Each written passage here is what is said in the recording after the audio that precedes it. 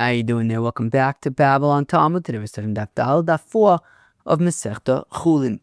Friends, okay, Daf 4 is Gewaldig. It's mamish Gewaldig. Okay, what do we talk about? Betzem, three sections, two topics. The first topic is Kutim, right? Yesterday, I think it was yesterday's Daf we talked about Kutim and we talked about Mumars. Those are going to be the two topics of today's Daf. So now, in terms of Kutim, so we saw yesterday a machlekes between Abaye and Rave about what kind of supervision is necessary for the shchita of a kuti. Abaye had said that Yotze v'nichnas is insufficient. If he's coming in and out, insufficient. He has to be hands-on. He has to be watching the shchita. Rave says that Yotze v'nichnas is sufficient. We're going to see a brisa that their machlokes is based on. And other halachis about the shchita of kutim, which will then lead us to a discussion about if and when kutim can be trusted. It's a three-way machlokes about how, in what scenarios can we rely upon kutis, in what scenarios can we not, if at all. We'll see a three-way machlokes about the trustworthiness of a kuti in terms of relying on him for, among other things, shchita. And finally, the sugya of Mumar. We had seen yesterday the shita of Rave of Mumar, ochel, neveilos, avon. Somebody who eats nevela, not because they want to stick it to the Rabbanah Shalom, but because their Yetzer Hara is too powerful for them to resist, and therefore they eat nevela. But if there was an opportunity to do that kosherly, they would certainly jump on that opportunity. What are the ramifications for shchita? And we attempt to bring we discuss that shita, let us say. So friends, that is what we have ahead of us. We're actually not going to get super far down on Daf Dalid Amid Beis.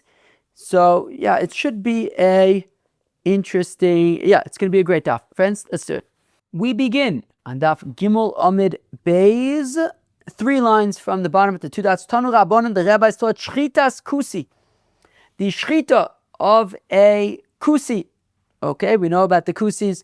They were these people who were questionable converts. If we assume, like Rav Ashi had said yesterday, that they were Geri Arayos, that they only converted so that they wouldn't get gobbled up by lions and they're not actually Jewish, so then there's nothing to talk about. So this assumes that they're Geri Emes, that they're actually Jewish people. But we have questions about how trustworthy are they? Can we rely upon their shchita or not? So says the Braise, shchitas kusi muteres. So the Braise says that the shchita of a kusi is permitted. We can eat it. We can eat the shchita of a kusi. The Braise then qualifies that statement. Kishe Yisrael omed al gabov. That is only if there is a yid observing the shchita to confirm that it is kosher. Aval, but ba'umitzo sheshachat, but if you show up and you see that there is a animal carcass lying there that has already been shechted, let's say a sheep lying there that's already been shechted, and there's a kusi with a bloody knife, and the question is it kosher or not? Chotech kazait, what you do is you cut off a kazait of the meat, v'nosin and you give it to the kusi to eat. Achalo, if he eats it, mutter lechom mishchitaso. If he eats it himself, demonstrating that it's good enough for him, well then it is good enough for us. Ve'im lav also lechol mishchitaso. But if not, so that if he won't eat it, then that means that it is no good, because kusim were makbid on shchita at least for themselves, and if he was willing to eat it, so then we could rely upon it, and if he's unwilling to eat it, we can't rely upon the shchita. So we see in this brisa a lichatchila and a b'diavad. Lichatchila, you need somebody observing the shchita to confirm that it is kosher, and b'diavad, if you showed up and the animal was already slaughtered, what you do is you can offer him a kazayis of the meat. If he eats it, you can eat it. If he doesn't eat it, you don't eat it. Kayotzebo, and similarly, this was, for example, in the case of a sheep or a goat or a cow. Similarly, matzah biyado dakuria shel tziporim, if you find that a kuti has a dakuria of birds, Rashi says dakuria seems to be some kind of, I think, like a string with like bird carcasses hanging on it. So almost like, yeah, you have like a string and you have a bunch of, let's say, chickens or something hanging on the string, or pigeons. I don't know. Are pigeons kosher? Are pigeons? I don't know. Well, again, I don't know. Turtle doves, let's say, those are for sure kosher. Use them for korbanos. Now. Tosfos says it's a basket. It's a basket full of bird carcasses. Okay. So we're saying similarly, if you find these bird carcasses, it's a basket of bird carcasses. Maybe it's easier than a string just to talk about. So a basket of bird carcasses. So what you do is, so you see this kuti, and he's standing next to a basket of bird carcasses that he slaughtered. So can we eat them? Are they kosher or not? So kotea rosho shel echad me'en, cut off the head of one of these birds. V'nosein, right? Because when you do shchita, you don't cut off the head. You just like slice the. Well, we're going to get more into it, but I think by bird it's just one of the simanim, either the trachea or the esophagus. I think.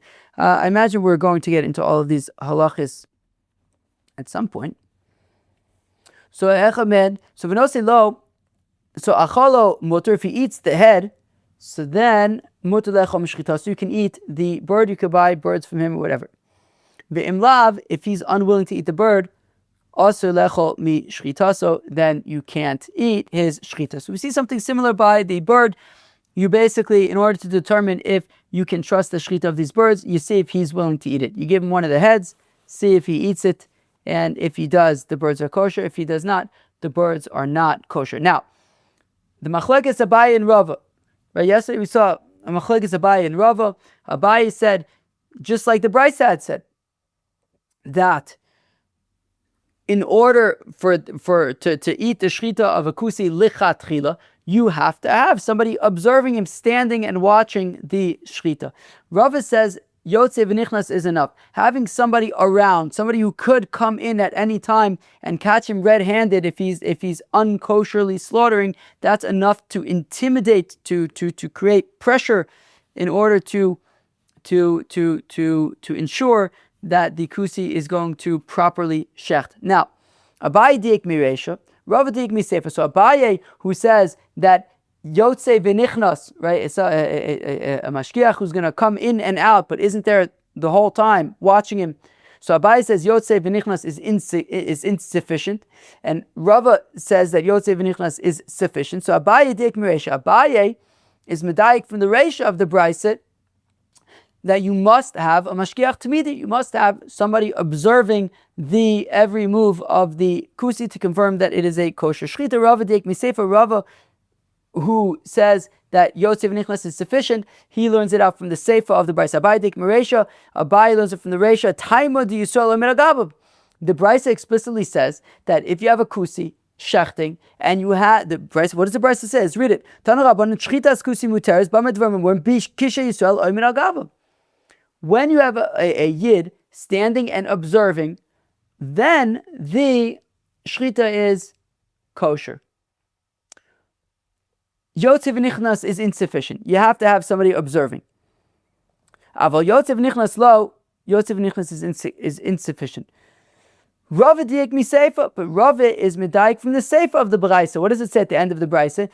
Taima dibo mitzo sheshachat. The seifa of the brayso, which is b'diavad, that if you showed up and the animal was already slaughtered, okay, so what do? Hope is not all hope is lost. Take a kazayis, give it to the kusi. If he eats it, then it's kosher. If he doesn't eat it, then it's not kosher. But that's b'diavad. But that's because it was already slaughtered, implying that what if it wasn't yet slaughtered and you have yotze v'nichnas? They're great, perfect, l'chatchila. The b'diavad is when you show up and it's already slaughtered. Aval yotze v'nichnas shapidami. But if you have somebody who was kind of coming in and out, great, perfect. So the brayso doesn't specifically mention the scenario of yotze v'nichnas. So Abaye is medayik from the reisha that it says you have to be standing over the shchit, right? You have to be standing. You have to have a yid standing, mamish standing next to the kusi, implying yotze v'nichnas is insufficient. Rava is medayik from the Seifa, where it says that the b'di'evet scenario is when you show up and it's already been slaughtered. As long as it hasn't already been slaughtered, well then, even if you just have yotze v'nichnos, as long as you have some kind of ashgacha, that is fine. Ulabai kasha Seifa. According to Abaye, however, what does he do with the Seifa, right? Rava is medayik from the Seifa that yotze v'nichnos is sufficient. Abaye says yotze v'nichnos is insufficient. What about Rava's diuk from the Seifa? So Amalach, Abaye will say to you, Yotze v'nichnos nami ba'umitzo karile. Abaye says, look, as far as I'm concerned, there isn't really that much of a difference between Yotze v'nichnos and ba'umitzo, right? What the Seifa is saying, you showed up and you see that the animal has already been slaughtered, and nobody was supervising while the kuti slaughtered the animal. Says Abaye, look, as far as I'm concerned, Yotze v'nichnas, having a supervisor who's not on site, who's just coming in and out, and that the thought and the possibility of being exposed and caught red-handed, Abaye says that is not enough of a deterrent, and therefore, at the end of the day, this animal is going to be slaughtered when nobody is supervising, and that's not much different than ba'umitzo, than when you show up and the animal has already been slaughtered and nobody was supervising. So Abaye says, as far as he's concerned, yotze v'nichnas and ba'umitzo are basically in the same category, and therefore he says the lichatchila scenario is having somebody observing the actual shchita.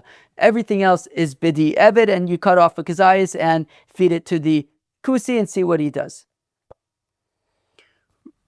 Ulerava kasha reisha, and according to Rava, there's the question of the reisha, right? After all, Abaye's got a good argument. The Seifa literally says if you have a yid watching, implying that yotze v'nichnas is insufficient. So Amalach, Rava will respond, Yotze v'nichnas nami ka'omer al-gab of dami, that Yotze v'nichnas, as far as Rava is concerned, is as good as, and is, at the end of the day, is as effective as having somebody literally there watching. It's just as good. The fact that you have somebody coming in and out, and that the shaychet knows that he can get busted at any time, that is sufficient. It's just as good as Omer al Gabav, as having somebody standing there. Now, the Brisa, okay, Givaldik. So that was the machlokes between Abaye and Rave, and their machlokes was based on the Brisa. Abaye is medayik from the Reisha, Rave is medayik from the Sefer. Now, the Brisa had continued and had started discussing birds. Now, what's interesting about birds is that there's a whole bunch of birds, right? If we take Tosfos's explanation, that there's a basket full of slaughtered birds. So there's a whole bunch of birds, meaning confirming. You see, when there's like a sheep, and there's plenty of meat on one sheep, and you want to know, can I eat the sheep? You take a kazayis from the sheep, you give it to the shaychet, you give it to the kusi, you see if he eats it or not. If he eats it, then the sheep is kosher. The thing is, by the birds, even if you feed him one bird, so maybe just that one bird is kosher. What about the other ones? Each bird has to be shechted separately. So how are you going to know that all of the birds are shechted properly? So, kayotzebo matzu biyadoi dakurye shel tziporin. That the Seifa, the Brisa continues and says that if you find a basket full of slaughtered birds, kotea rosho v'chule, so you cut off the head of one of the birds, and you see if the kusi eats it. If he eats it, then all of the birds are kosher. If not, then none of the birds are kosher. But Amai, why is that sufficient to cut off the head of just one of the birds and feed it to the kusi and see if he eats it? Dilma hai hu dava shochit shapir. Maybe you give the kusi the head of one of the birds and he says, yeah, this is the one bird that I actually shechted, so he eats it. But the other ones are neveilos. How does eating one bird prove that all of the birds are shechted properly? Amar Menashe well, the Yid who was trying to ascertain if all of the birds are kosher, he took all the birds and he hid them under his cloak and then gave the head of one of them to the kusi to eat, meaning the kusi would have no way of knowing which bird it was. So even if one of them was shechted properly, he wouldn't be able to pick it out or anything because they're coming from underneath the cloak of the Yid. But Vidilma Simona Havale Bigave, could skip the word Yoav. But maybe the kusi had some kind of a sign. So maybe it had 10 birds there, and one of them was shechted properly, the others weren't. And the one that was shechted properly, I don't know, I don't know, it had a white feather at the back of its head. I don't know. And he sees, he gave me the head with the white feather on it. This is the kosher one, and he ate it, but the other ones aren't really kosher. So Amr of Misharshia says of Misharshia, di me masmis le masmuse. Well, the Yid didn't just give a whole head to the kusi where he would be able to look and find the siman. He mushed up all the heads. He crushed up all the heads so that there was nothing recognizable anymore about these heads. And then he gave it to the kusi to see if he would eat it. Okay, now we're getting into the real meat over here about understanding our perspectives towards kusim and when they can be trusted, if at all they can be trusted. So here we go. The Gemara asks, but wait a minute. Vidilma kasavre kusim ein shchita le'of min haTorah. But maybe the reason why the kuti is eating the head of the bird actually has nothing to do with it being a proper shchita. Maybe the kutim hold that, what does it say? Ein shchita le'of min haTorah. Fine. That shchita of birds is not from the Torah, and therefore they actually don't do it. We'll get back to that in a second. But maybe the kusim taka hold that you don't need to slaughter birds. So you give the head to the kusi to eat.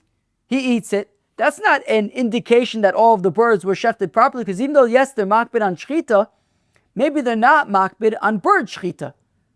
Maybe they hold that birds don't need to be shechted, and that's why he ate it. But we hold that birds need to be shechted, so the fact that he eats it, how is that helpful? Now, why would we say that bird shchita is not midoraisa? So it's a very interesting question. Where do we even know about shchita bichlal by Chullin? I'm going to drink a shluck of tea.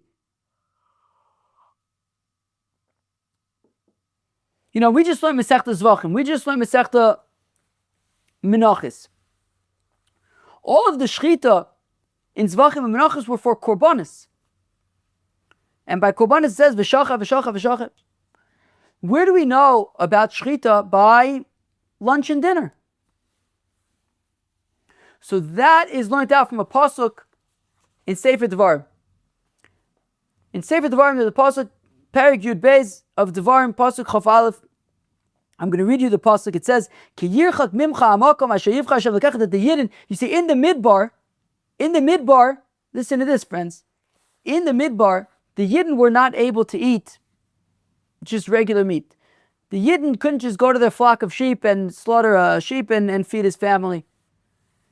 If you wanted to eat meat in the midbar, you had to go to the Mishkan, and you had to bring it as a korban shlom. That's how you ate meat in the midbar, as a korban shlom. But when the Yidden came into Eretz Yisrael, all of a sudden, it's a big place. Coming to Yerushalayim is all of a sudden a trip. If you live up in the north, like where our friend Ariel's family is from Shlomi, that's about as far north as you get. I hope that they're doing it. It's a tough place to be right now, Shlomi. I once went to Shlomi. It's 2 trains and a bus, I think. It's a trip. So every time you want to eat lunch and dinner to go to Yerushalayim, it's going to be difficult. So therefore, the pasuk says, "Ki yirchat mimcha hamakom asher yivcha Hashem lekecha." So you're going to go to Eretz Yisrael, and you're going to live in a place that isn't so close to the Beis Hamikdash. Losum shmo sham v'zavachto mi bekarcho mitzonecha, asher nosan Hashem lecha, etc. What the heck is that noise? Oh, those are cats. The cats have been going nuts. I might need to quiet them down. I was in the middle of saying something. So the pasuk says, so you're going to live far away from the Beis Hamikdash. So you're going to have to slaughter. I think I'm going to have to calm down those cats in about a second. But anyways, I'm going to finish my thought. You're going to have to slaughter. It says, so you're going to live far away from the Beis Hamikdash, and if you're going to want to eat meat, so once the Yidden came to Eretz Yisrael, so then if they want to eat meat, you're going to have to slaughter your own meat. But what does it say? It says, it says, from your cows and from your sheep and from your goats, from your bakar and from your cattle and from your flock. It doesn't say anything about birds there. It doesn't say there anything about birds. So how do we know then shechita by birds? It doesn't say. So in the Torah itself, it says shechita by cows, sheep, goats, right? Because tzon is sheep and goats. But it doesn't say explicitly anything about shechita by birds. So how do we know? So Rashi says, it says in another pasuk, mizos Torahs habehema va'of. In that pasuk, we juxtapose cows and birds, and therefore just like cows need, cows, sheep, goats, birds. So just like behema, which are cows, goats, sheep, they need shechita. So also birds. So maybe the kusim, since birds aren't explicit, it doesn't say anywhere specifically in the Torah that you have to slaughter birds. It says you have to slaughter cows, you have to slaughter sheep, you have to slaughter goats. It doesn't say explicitly they have to slaughter goats, you have to slaughter birds. That's not from a hekish, from behema and oaf.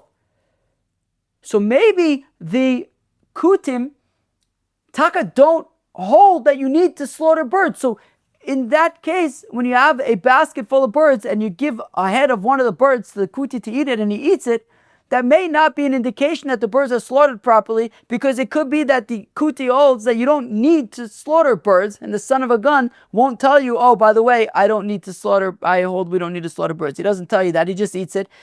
Maybe that's not an indication that it's kosher because we need to slaughter birds. Maybe they hold that you don't need to slaughter birds. So that's the question. Right, again, v'dilma kasavi kusim, maybe the kusim hold, ein shchita lo'of min haTorah, that birds do not need to be slaughtered, right, that there's no shchita for birds in the Torah, and therefore they don't do it. With the taimech, to which the Gemara says, but according to you, shehiyah, drisa, chalada, hagrama, ve'ikur, miksivan, to which the Gemara says, yeah, but none of the halachos of shechita are explicit in the Torah.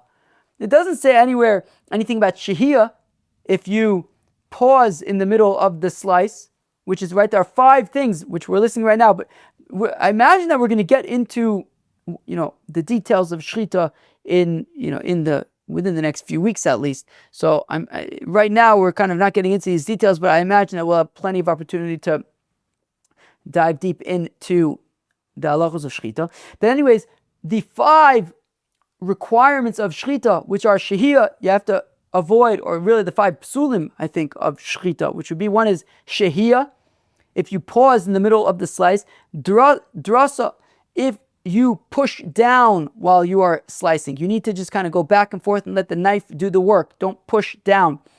Chalada, that is if you get under either the trachea or the esophagus. You have to slice from top, right, from outside in.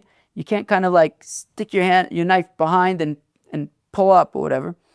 Hagromit, there is a specific area of the neck where the shechita needs to happen if you shecht above or below the designated area that is a psul. And finally, ikur, you can't, the knife basically can't have any nicks in it. It has to be a smooth knife. You can't like tear. I think it's tearing, right? If you have kind of like nicks in the knife, it'll tear the trachea or the esophagus. You can't have that. It has to be a smooth knife. No. So all of these halachas of shechita bichlal, those aren't written anywhere in the Torah.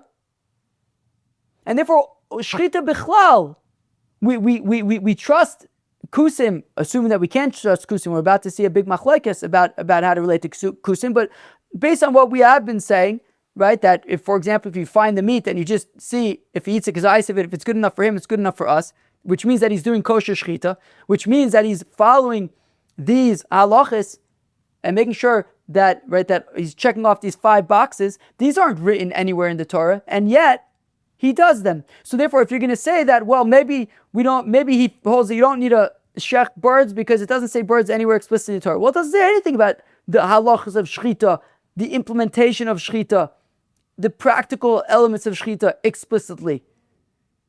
But, right, the ikar, right? So mikas vinon elakim dachziku behu, since they do it, and we know that they do it, and it's good enough for them. Achzikubu, since they do it, and right, since we see them do it, we know that they do it kosherly, so we can rely on them. So achinami came the achziku here as well, since they slaughter birds, and we've seen them slaughter birds, I think is the point. So we can rely upon them for birds, and therefore, if they eat it, and you make sure that you kind of crush up the head or whatever, there's no simanim or anything like that. So then, if they eat one of the heads, and again, it's not, he wouldn't be able to know if it's any particular bird, and he eats it, knowing that all of the birds were properly shechted, so we can assume that all of the birds were properly shechted.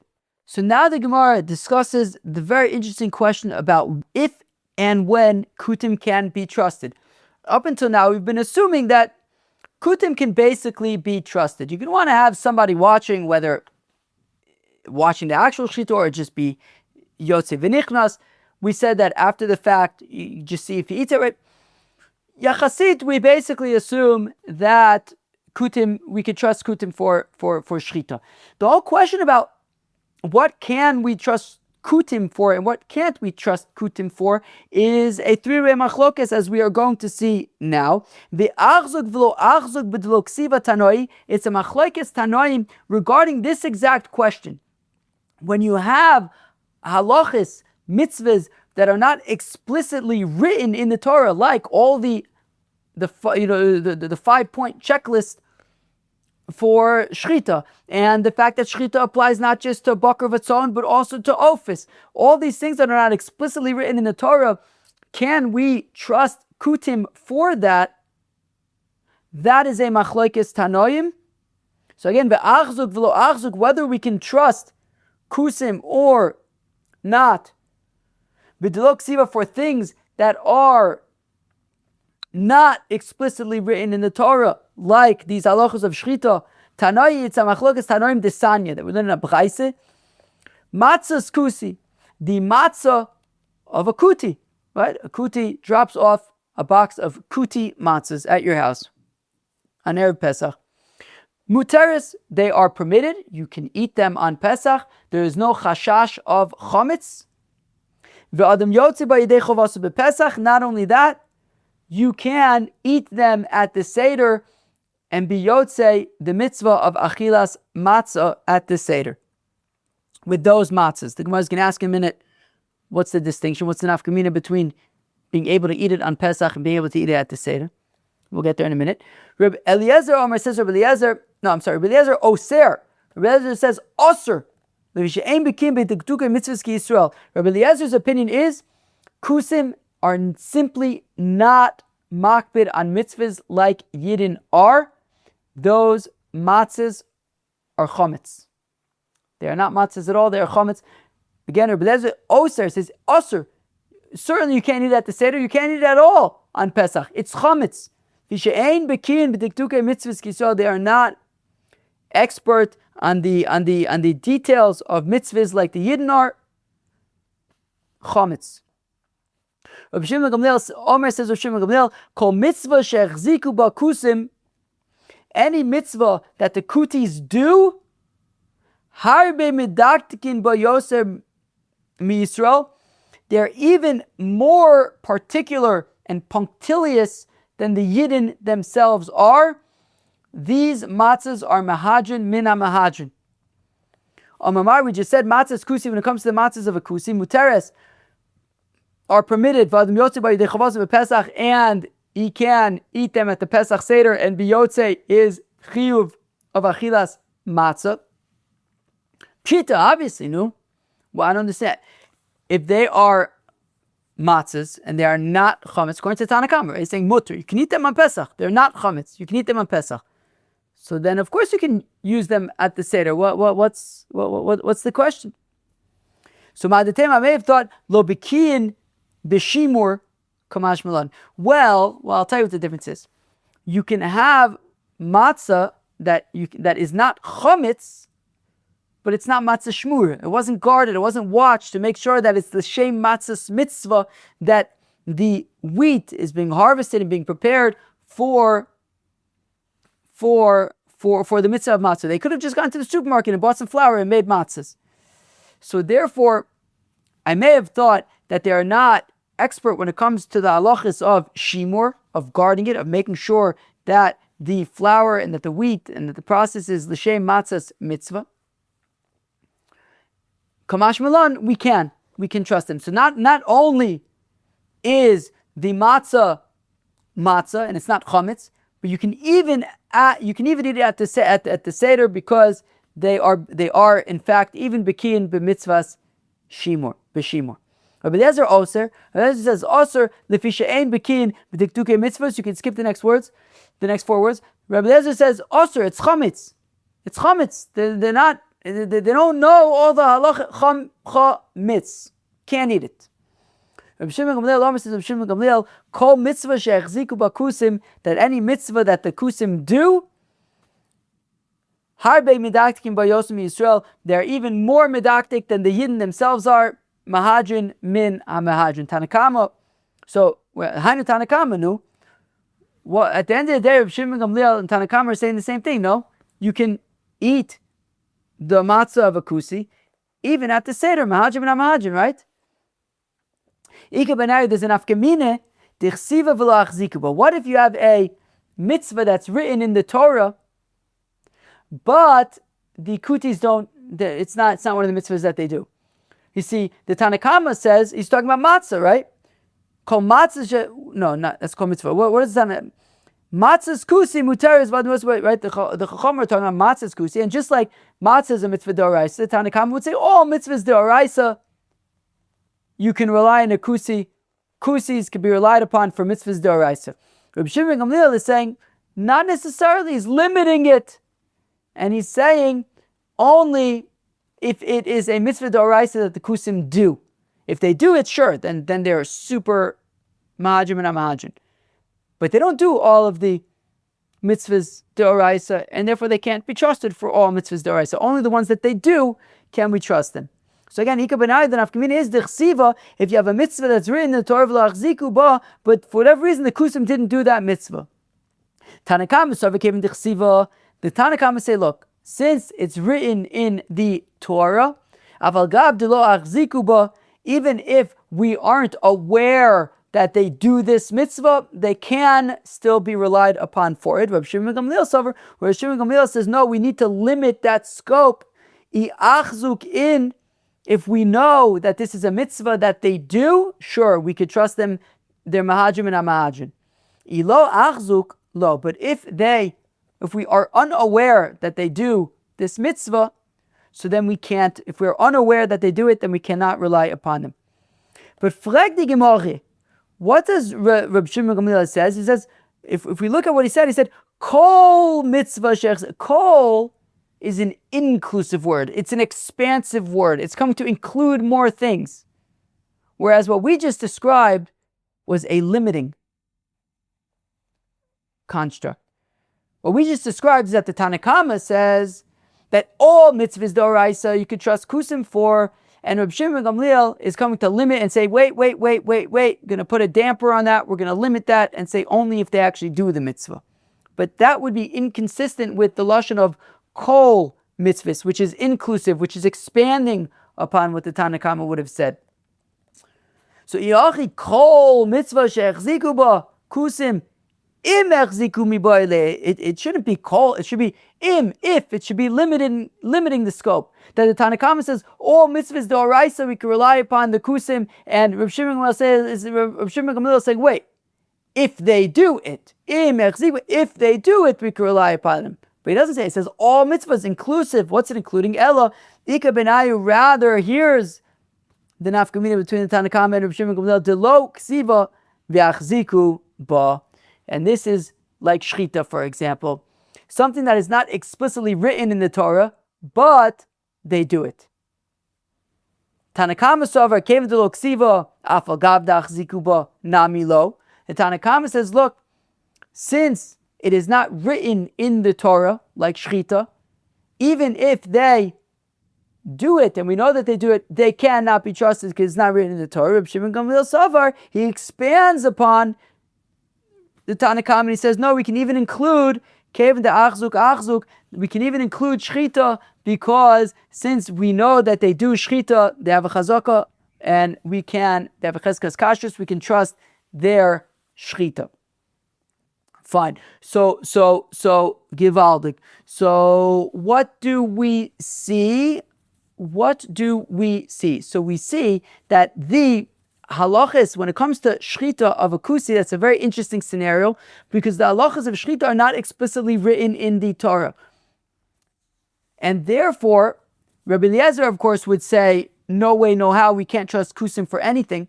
The Tanakama would say we can only trust kusim for things that are explicitly written in the Torah. And Reb Shimon ben Gamliel says if it's something that they do, they can be trusted. Tosfos points out that this kind of works both ways, according to Reb Shimon ben Gamliel. That you can even have something that's written in the Torah, but if they don't do it, then we can't trust them. Reb Shimon ben Gamliel says only things that we know that they do can we trust them for. And shchita is something that they do, and therefore we can trust them for it. And therefore, it sounds like all of the discussion up until now about giving the kuti a kazayas, see if he eats it. If he eats it, so then we could trust that it's shechted properly because they do proper shchita for themselves. So it sounds like that would specifically be assuming like Reb Shimon ben Gamliel, who says that shchita, even though it's not written in the Torah, they do it, and therefore they can be trusted for it. Very, very interesting perspective. Kusis come up in Shas, in the Gemara from time to time. Very important discussion there about how exactly are we to relate and to understand the relationship with the kusim and their trustworthiness in terms of halacha. And now for the final section of the daf, we shift to the shita of Rave when it comes to Mumar, ochel, neveilos, litei avon. Of course, I think it was yesterday we discussed the nafkamina between Mumar, ochel, neveilos, lahachis, which is somebody who eats nevela, who eats non-kosher meat, just to stick it to the Rabbanei Shalom. If they had a choice between kosher meat and non-kosher meat, equal quality and everything, they would choose the non-kosher meat. But then there's Mumar, ochel, neveilos, litei avon. There's a Mumar, a yid who eats nevela, not because he wants to be eating nevela. It's because he has a yetzer hara for nevela. It's because he can't control himself. We all have the things. We all have our challenges. Hopefully for us, it doesn't mean hopefully, yeah. Look, hopefully for us, our challenges are with things that are mutter. I guess if you have to choose between something mutter and something asur, better to do something mutter, but a challenge is a challenge. Right, famous. Right, of course, the Ramban has the famous concept of Nova B'Shus Torah. It says V'Skadishtem V'Yisim Kedoshim. You say Kaddish Atzmecha B'Mutulach. You have to also you can, as one of my teachers in high school used to say, right, you can just eat kosher hot dogs all day long. Right, you're not eating non-kosher, but this isn't what you're supposed to be doing, right? So we all have our yetzer haras, even if somebody has a kosher yetzer hara, so it's kosher, but you're still struggling with the thing that you should be doing, the thing that you shouldn't be doing, even if the thing that you shouldn't be doing happens to be kosher. So now, anyways, so this is a person that has a yetzer hara. His yetzer hara is unfortunately something that is asur. Now, so maybe he lives in a place where he can't get any kosher meat, whatever it is. All there is typhus, and he mamish needs to eat meat, so he eats meat. But if he had the option to eat kosher meat in a second, of course he doesn't want to eat non-kosher meat. He'd rather eat the kosher meat. So that's a mumar ochel neveilos litei avon. Somebody who eats nevela only because he can't fight his yetzer hara. His yetzer hara is just pulling him towards the nevela, and he can't fight back. He's too weak. Anyways, so Gufa, we had said Omar Rove says Rove Yisrael Mumar ochel neveilos litei avon, that if you have a yid who eats nevela, but not because he wants to, but because his yetzer hara is forcing him to, so to speak, his yetzer hara, at least he's failing to conquer his yetzer hara. So bodek sakim v'nosein lo umutu lecho mishchitasu. So Rava had said that for a person like this, if we check the knife, he knows how to do shchita. We check the knife, so we have to check the knife to make sure that it's kosher. So we check the knife. We know that it's a kosher knife. We give it to him to do shchita. We can assume that he's going to do a proper shchita. My time outcome came the ika atera v'isura lo shavek atera v'achli isura. When he has the option of something mutter and something asur, he's not going to ignore the mutter one to do the asur one. He's going to prefer the mutter one. So therefore, if he has the option, someone is giving him a kosher knife, kosher animal, and he knows how to do shchita, so of course he's going to do a kosher shchita. He'd rather do a kosher shchita. He'd rather eat kosher meat. Ilachi kilo bodek nami. So I think what the question is well, if this is a person that would prefer to do something kosherly, so then even if we don't check the knife for him, can't we assume that he would use a kosher knife if he prefers to do things kosherly? So mitrach lo torach. Well, he's not going to go out of his way for it. If he can do things kosherly, sure, he would prefer to do things kosherly, but he's not going to make too much of an effort. And if all he has is a non-kosher knife, he'll use the non-kosher knife. So therefore, we check the knife for him. We make sure that it is kosher. We give him the kosher knife. From then on, we can assume that he's got the kosher knife, the kosher animal, the kosher skills. He'll do a proper shchita, and we can enjoy that. We can eat it. The rabbi said to Rove, Tanya dimseilach, let me quote you a braise that supports your notion that a mumar ochel neveilos l'te'avon, that somebody who sins not because they want to sin, but because their yetzer hara has won, has been victorious, you can nonetheless trust them that they will, given the option between something kosher and something possible, and something else, choose the kosher one. Chametzon shel ovri avera achra paisach.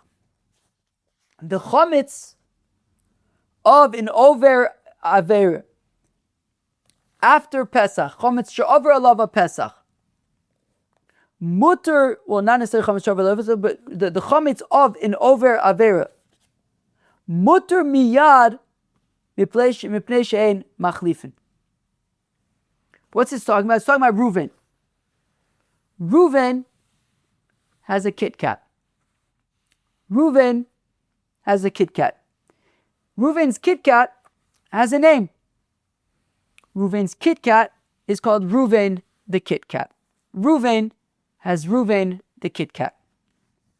And 2 days before Pesach, Reuven went to the store and he paid good money for Reuven the Kit Kat. I once heard a comedian say that when he was growing up, they didn't have any regular money. They only had good money. And good money buys the worst things. His parents buy him something he doesn't like, we paid good money for that. Reuven paid good money for that Kit Kat. And now comes Pesach, he's not throwing that Kit Kat in the garbage. He can't, he paid good money for it. He can't throw the Kit Kat in the garbage. He can't. So he keeps it over Pesach. And Reuven the Kit Kat is chametz she'over alava Pesach. Now, 5 minutes after Pesach, Pesach is over. 5 minutes after Pesach, Reuven walks outside and he says, Shimon, I want you to come over. Come on in. And Shimon comes over. And what does Reuven offer Shimon? A Kit Kat. Shimon is allowed to eat the Kit Kat, right? Mutter miyad. Again, chametzon shel over avera. Reuven's Kit Kat. Achar Pesach, 5 minutes after Pesach, mutter miyad is immediately, meaning even 1 second after, but you'd have to have enough. We're going to talk about why I'm saying 5 minutes in just a second. Mutter miyad is practically mutter immediately after Pesach. Mipnei she'ein machlifin. Why is that? And why am I saying 5 minutes? Because what happened was, immediately after Pesach ended, Reuven says, I have Reuven the Kit Kat. I want to eat Reuven the Kit Kat, or I want to have Reuven the Kit Kat, or I want to give it to Shimon, or whatever it is. Now, I know that Reuven the Kit Kat is chametz she'over alava Pesach. Chametz that was in my possession over Pesach. I can't eat that. Neither can anybody. It's osur. But across the street lives James. James is not Jewish. James as a Kit Kat, and James named his Kit Kat James the Kit Kat. James the Kit Kat is not Chametz She'avar Olav Pesach because James is not Jewish, and James's Chametz is completely permitted. Even though James the Kit Kat was in James's pantry all Pesach long, it doesn't matter. James is not Jewish. James the Kit Kat can be enjoyed immediately after Pesach by any Yid. Now, by the way, I'm explaining this Rashi, this Gemara according to Rashi. So Reuven immediately, mamish, he was waiting, 3 stars are out. He runs across the street to James, and he says, James, can we please swap Kit Kats? I want to swap Kit Kats. Because Reuven knows that Reuven the Kit Kat is Chametz She'avar Pesach, so he swaps Kit Kats with James. And now Reuven has James the Kit Kat, and James has Reuven the Kit Kat. And now he comes home, it's 5 minutes later, he says, hey, Shimon, why don't you come over? Shimon comes over and he can eat James the Kit Kat. Reuven offers Shimon James the Kit Kat. And Shimon can eat James the Kit Kat according to Rashi. Now, Reuven technically would be unable to eat James the Kit Kat, I don't know if he cares or not, but Reuven would be unable to eat James the Kit Kat because since he was only able to get James the Kit Kat by giving James Reuven the Kit Kat, i.e. basically benefited from Reuven the Kit Kat, which is Chametz She'avar Olav Pesach, so Reuven would not be allowed to eat James the Kit Kat, but Shimon can because James the Kit Kat is completely fine, right? Chametz She'avar Olav Pesach is not the kind of thing that's what's called tofes. For example, Shemitah, right? If you take Shemitah produce and you sell Shemitah produce, the money, what you get for it in exchange, the money that you get from exchange is to make Shemitah, and that's also, but right, as Kedusha Shvius. But that doesn't apply to Chametz. James the Kit Kat, Shimon can eat. Reuven can't, but Shimon can eat it. Anyways, so what are we saying? What's this whole story to say? This whole story to say is that it's after Pesach, and Reuven has the option to eat Reuven the Kit Kat, which is Chametz She'avar Olav Pesach, also Bano, or to swap it with James the Kit Kat, and James the Kit Kat would be permitted. We're saying that Reuven is going to do that. When given the option between a Kit Kat that is Asur and a Kit Kat that is Mutter, he's going to go for the Mutter option. So they want to suggest to Rava that this Brisa is taka support for him. Again, I'm reading for Adal and Beis all the way to Adal and Aleph, all the way at the bottom. Amrle Rabbanan, the rabbi said to Rava, Tani the Mesailach, we have a Brisa to support you. Chametz she'ol v'yaver, the Chametz, the Kit Kat of Reuven, Achar Pesach, after Pesach, Mutter miyad is Mutter immediately. Now, not literally immediately, right? Shimon would have to wait, it would have to be 5 minutes for Reuven to run across the street and swap it. If Reuven invited Shimon over literally a second after, like literally, half a second after Pesach ended, I don't see how that Kit Kat could have, could be anything other than Chametz She'avar Olav Pesach. But 5 minutes later, enough time for him to run across the street, Shimon is offered the Kit Kat when he goes to Reuven's house. It's perfectly fine. Mipnei she machlifin, because Reuven had swapped it with James. Savrua ha money Rabbi Yehuda, and the assumption is that this is Rabbi Yehuda, he de Amar, who says Chametz achar Pesach de Oraisa, that Rabbi Yehuda's opinion is that Chametz she'avar olav Pesach is also mi de Oraisa, and nonetheless v'katoni mipnei shehei machlifin, and we're saying that still Shimon can eat James the Kit, can eat the Kit Kat that he's offered, because we assume that Reuven had swapped Reuven the Kit Kat for James the Kit Kat. Alma lo shavik hatera ve'ochel isura. We see that Reuven would not disregard the permitted option of swapping for James the Kit Kat, and instead prefer the forbidden option of keeping Reuven the Kit Kat. No, he would swap it. So the Gemara says, Mimai, wait a second, Dilma Reb Shimon, maybe this is not like Rabbi Yehuda. Maybe this is not the opinion. Maybe this brisa is not the opinion of Rabbi Yehuda that chametz she'avar alav Pesach is asur midoraisa. Maybe it's the opinion of Rabbi Shimon that chametz she'avar alav Pesach is asur midirabanan. The Amar chametz achar Pesach dirabanan v'chi makilinon, and we're being lenient. This is a kula. We're saying let's give Reuven the benefit of the doubt. B'dirabanan. Lo mikilinon. And maybe what it's saying is that maybe it's not a raya for Rava. Right? Maybe we're not just simply saying that lo shavik inish isura heter v'achil isura. Maybe this is simply we're being lenient. We want to give Reuven the benefit of the doubt. And anyways, chametz she'avar alav Pesach is only also midrabanan anyways. I don't know if I just said Shimon or Reuven, but we want to give Reuven the benefit of the doubt. Chametz she'avar alav Pesach is only midrabanan. And therefore, maybe it's Rav Shimon, chametz she'avar alav Pesach is midrabanan, and we'll give the benefit of the doubt, and we'll say that, you know what, Shimon can eat the Kit Kat because we'll assume that Reuven, let's just say that Reuven will give him the benefit of the doubt that he swapped it. But maybe it's not necessarily a raya that we can. Maybe it's a kula by a din derabanan, but by the oraisa, like shchita, we wouldn't be able to trust a mumar or neveilos l'te'avon for something mida oraisa. To which the Gemara says,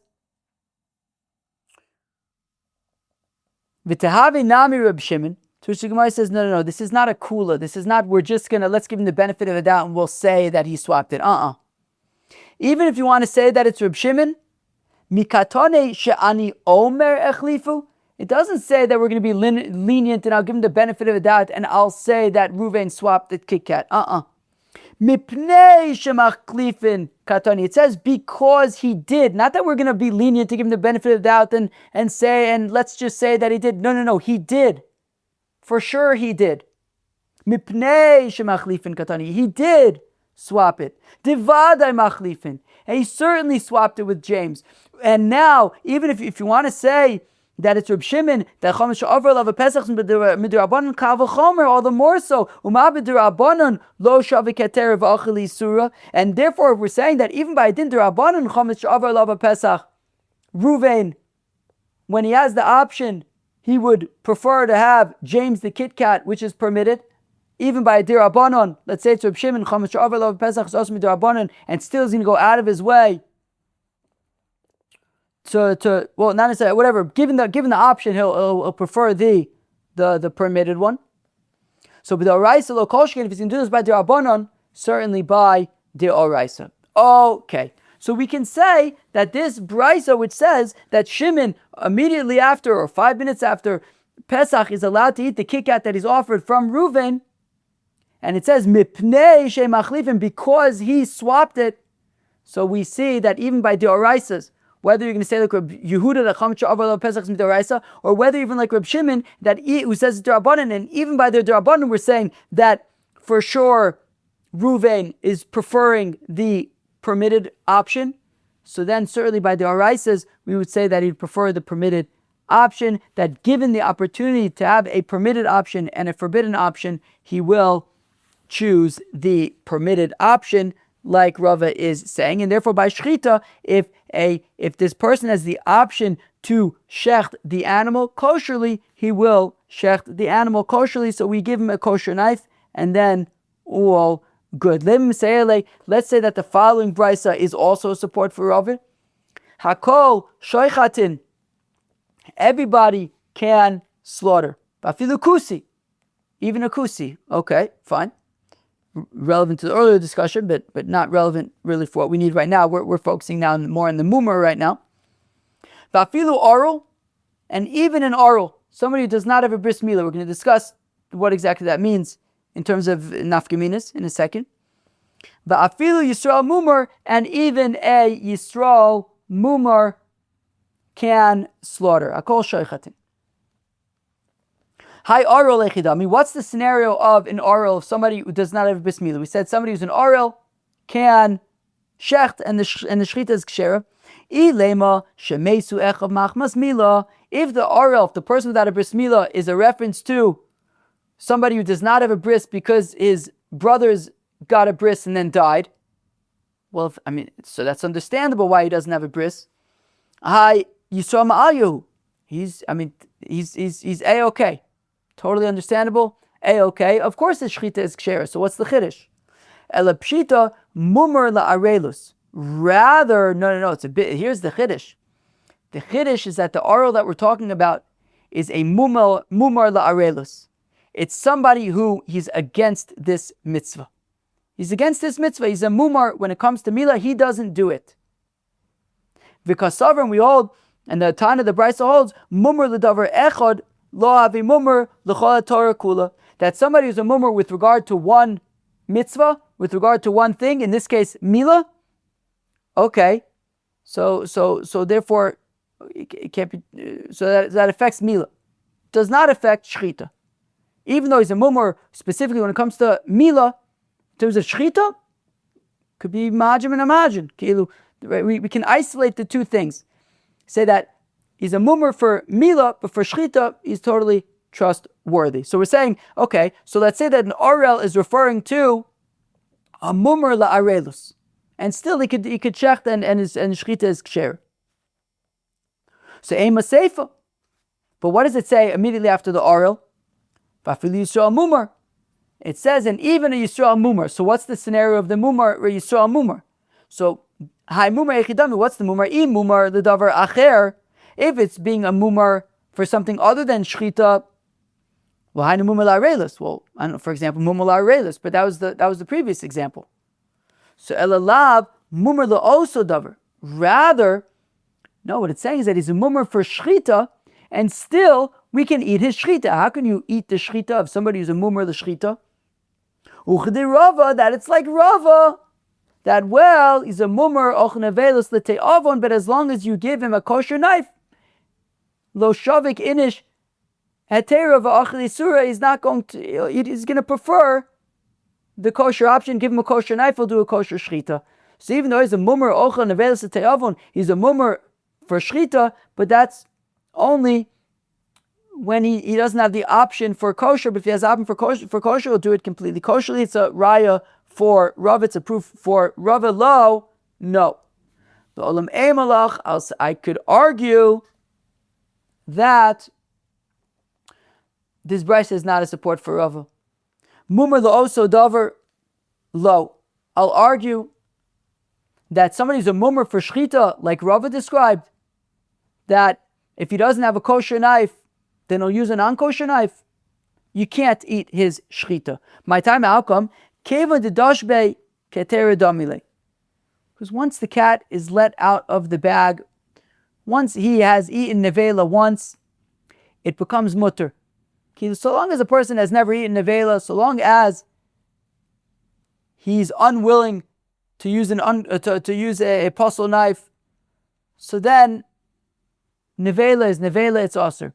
Once already he's willing to use a apostle knife, the cat is let out of the bag, it becomes in his mind psychologically a certain line has been crossed, and it becomes mutter. And it's no longer lo shavik inish hetera v'achel isura, they're both mutter in his mind. And therefore, you can't trust, once he's eaten nevela, you can't trust him anymore. Ella mumar. So my time came to dashbe kater dami le ella mumar lavodas kochavim. Rather, what's this mumar Yisrael? Who is this mumar Yisrael that you can eat his shechita? It's mumar lavodas kochavim. It's a mumar for avodah zarah uchid Rav Anan.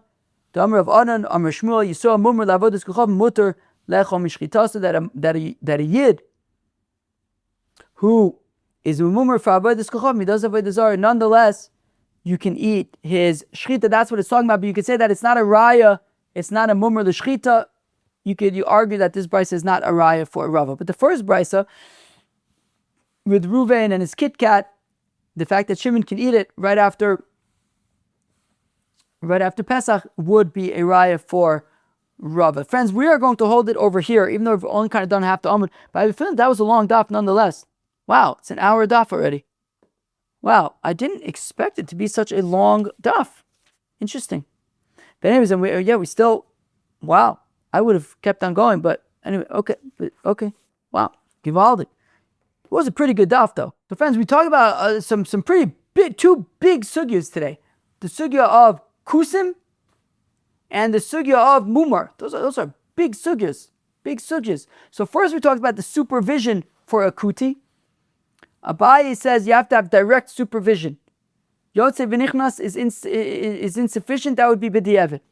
Rava says Yotze v'nichnas, in and out supervision, is sufficient, and that would still be lichatchila. They learned it out from a brisa. In that brisa was also talking about the shrita of a kusi when it comes to birds, which then brought up the whole question about, well, birds aren't explicitly written in the Torah, and that got into the question of in what, if and when kutim can be trusted. According to the rabbis, as long as, for all mitzvahs written in the Torah, they can be trusted. For things not written in the Torah, they can't be trusted. Shechita is not written in the Torah explicitly, the halachas of Shechita, and therefore, in the scope of Shechita, is not explicitly written in the Torah. Therefore, the rabbis would say that the kutis would be, the kutis would be untrustworthy for that. Rabbi Eliezer says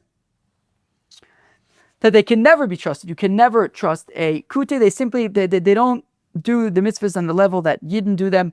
Reb Shimon ben Gamliel says that they can be trusted for anything we know that they do properly. If we know that they do these mitzvahs, that this is a mitzvah that they do, there's a mitzvah that they care about, not only they trust it, Mahajim and Mahajin, they do it even better than the Yidden do it. But if we don't know that they do it, if we're unaware that they do this mitzvah, then we can't trust them at all, even if it's written in the Torah. It's entirely dependent on if they do it or not. And then we discussed, we revisited, we reopened up and expanded upon a sugya from yesterday, Mumar, ochel, neveilos, with the shita of Rava, that you can eat their shchita as long as they use a kosher knife, that we have to supply them with a kosher knife, and then we can assume that the shchita is kosher because lo shavik inish heter ve'achil isur, a person would not leave aside something mutter and prefer something asur, right? If he has the option for something mutter, you prefer that. We brought a raya from Chometz Sha'avar Lava Pesach. We tried to bring a raya also from another brisa, but we said it's lab davka definitive. Anyways, friends, that was the Abdal, Daf 4 of Masechta Chullin. I hope you enjoyed. Have a great day.